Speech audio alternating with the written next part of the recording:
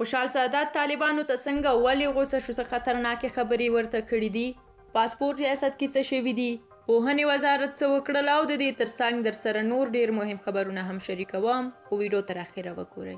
مخکې له دې چې د خوشحال سادات خبر درسره شریک کړم باید دا ووایم چې د افغانستان د اسلامي امارت د بهرنیو چارو وزارت وايي افغانستان کې د هیڅ چا ژوند له ګواښ سره مخ نه دی او هغه کسان چې په اسلام آباد کې د بهرنیو هیوادونو د ویزو د ترلاسه کولو لپاره پراته دي په دې اړه ناسمې دعوې کوي.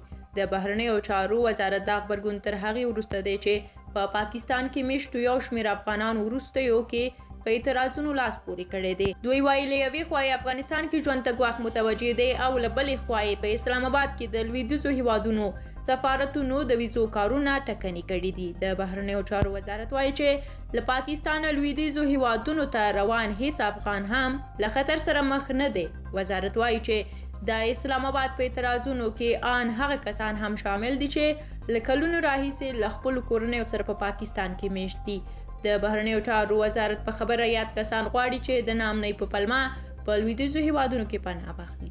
پاسپورت ریاست د پاسپورت ریاست وایي چې راتلونکو 2 اونیو کې به کابل ته نوي چاپ شوي 3 میلیونه پاسپورتونه راورسیږي. خوشحال سادات وایي طالبانو د وطن په تخریبولو او د ولس په شکنجه کولو پیل کړی دی. نوموړی زیاتوي چې دا د حکومت د ړنګېدو بنسټونه دي.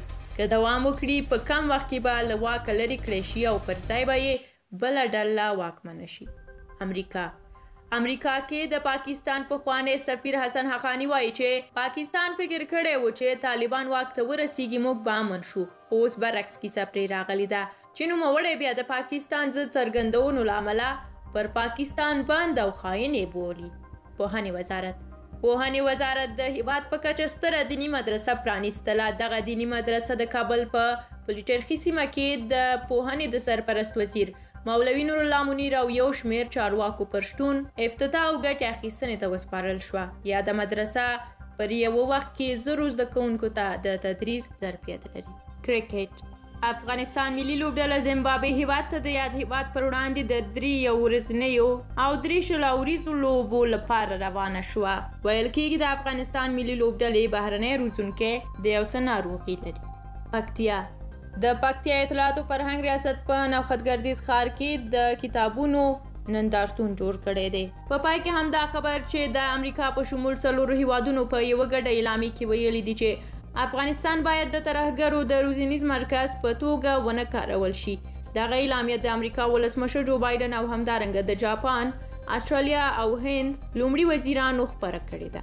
له تاسو هم ډیره مننه کوم چې د ټول افغان یوټیوب چینل ویډیوګانې تر اخره ګورئ، لایک کوئ او خپل نظریات مو په کومنټ کې شریکوئ. هغو لیدونکو چې تر اوسه نه دی سبسکرایب کړی اوس یې سبسکرایب کړئ تر څو زموږ راتلونکي ویډیوګانې له لاسه ورنه کړئ. تر بلې ویډیو